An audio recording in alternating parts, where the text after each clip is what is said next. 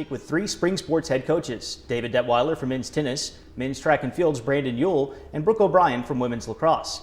But first, a quick look back at the weekend in Washington and Lee athletics. Men's lacrosse improved to 3-0 in the ODAC with a 9-7 win over Roanoke at Wilson Field. Women's lacrosse also stayed unbeaten in conference play, routing Virginia Wesleyan 14-4 on the road. At Christopher Newport's Commonwealth Duels, Dana Lee led women's track and field by winning the long jump in the 100 meters, and she also broke the school record in the triple jump. Meanwhile, the men's team notched a total of 9 event wins. In tennis, the women's team dropped a 5-4 decision to number 9 Carnegie Mellon, while the men fell 6-3 to the 11th ranked Tartans. With me now is men's tennis coach David Detwiler. David, welcome back to the show. Thank you, Jeremy.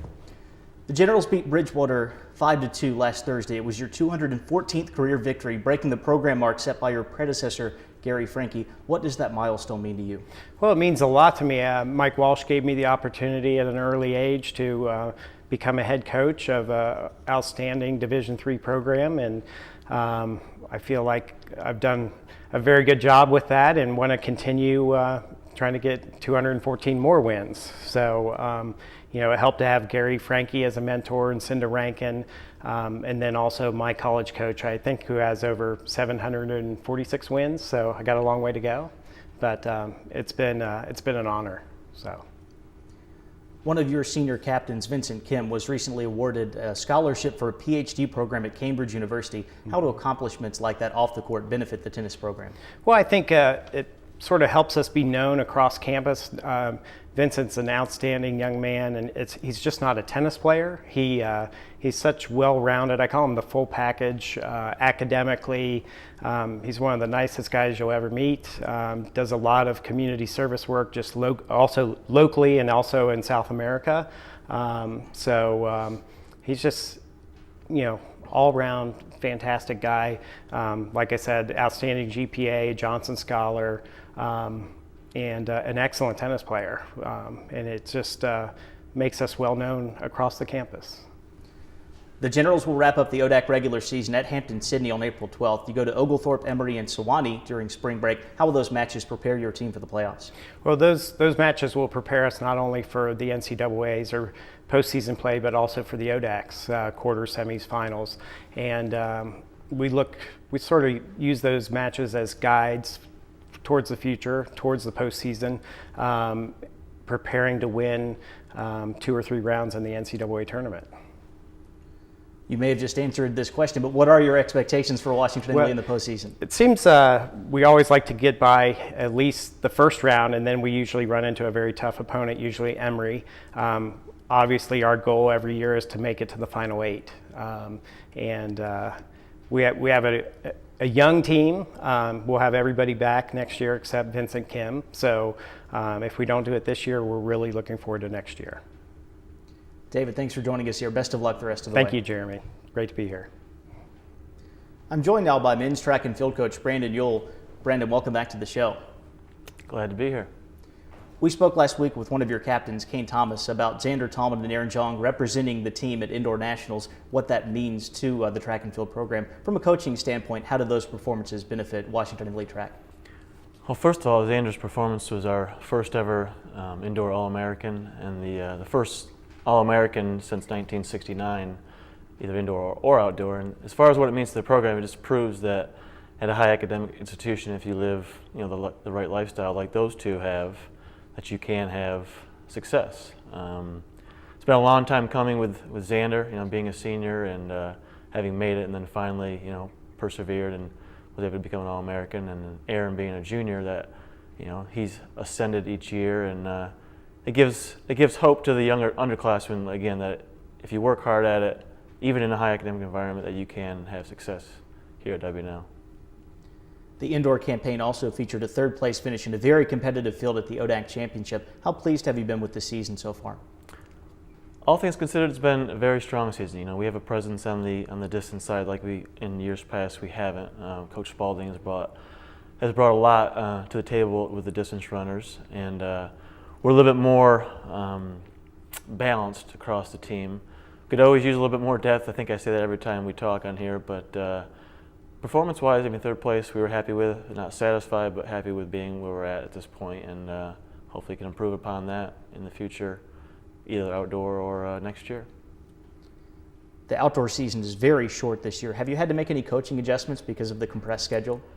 Well, typically between indoor and outdoor, we're able to have kind of a what we call a loading, where we actually kind of go back to some basics for a few weeks to kind of tear them down, so to speak, and then build them back up. But this year we've almost had to back off a little bit with that because there is that short window where we kind of had to more maintain as opposed to really ramp up the training.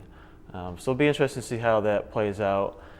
And also we have to take into consideration the national championships for some of our guys too, because that's a month after our conference championship. So yes, it's been a challenge, but it's the same challenge for everybody in our conference, and we'll make the most of it. What are the team's expectations for the ODAC Outdoor Championship?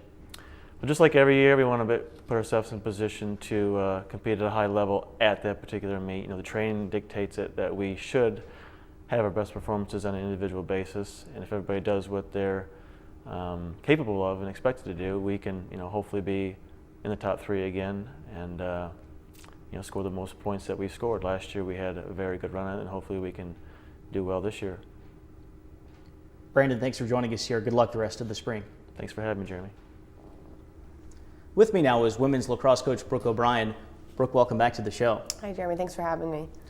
The Generals are currently on a 5-game winning streak. You've been able to win in a lot of different ways. You played at a different pace against Catholic. You protected the lead against teams like Lynchburg and Shenandoah. You even played from behind in a victory over Roanoke. How will that adaptability help Washington and Lee as you look ahead to the postseason?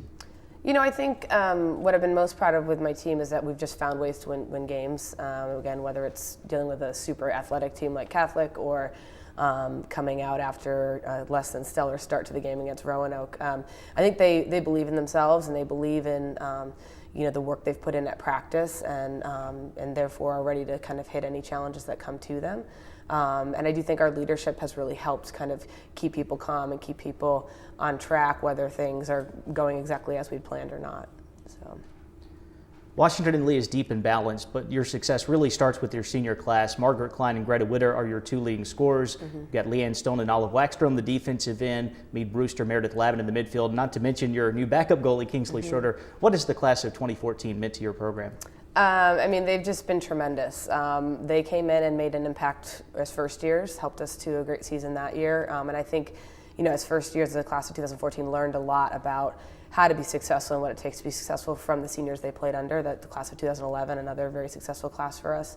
They were, the main catalyst to turning around our season last spring when we had a tough start and finished on a high note. And I think they've just continued that this spring. And, they're tremendous athletes, but they're great people, and they really do put their heart and soul into the program, which is evident in how they play and how they teach the players who are younger than them. Washington and Lee has moved up to 10th in the latest Division III coaches poll. What does that recognition say to you about the way your team has performed so far this year? I don't like to put a lot of, I guess polls don't mean a lot to us. I think what matters is what happens on the field and how deep we're able to go later in the season and into the tournament. Of course, it's great to be recognized, and we appreciate that. And I think that's a testament to the fact that we've won a lot of these games, even under tough situations against good teams. But I think if you ask anyone on our team, it's not about the polls. It's about reaching our end goals, which is an ODAC championship and then a very deep tournament run in NCAAs. The Generals head to Randolph-Macon on Wednesday night. Your post-exam schedule features a date with Guilford, which won the regular season title last year. What are the keys for Washington and Lee to maintain your current level of play over the last few weeks of the year? Well, tonight at Randolph-Macon, they're a very dangerous, athletic, spirited team, and we are by no means looking past them. So we're trying to, take care of business tonight in what we know is going to be a very competitive game, and then the girls will go into exams, focus on that for a few days, and then again kind of regroup and refocus for a very tough Guilford team that we know will be gunning for us after we beat them last year in the tournament. So these next 2 games are huge for us and for our season. We're hoping to earn the #1 seed in the ODAC and then kind of take things from there, but 1 game at a time, starting with tonight. Brooke, thanks for joining us here. Best of luck the rest of the way. Thank you. Appreciate it. For WNL Sports Weekly, I'm Jeremy Franklin. Thanks for watching.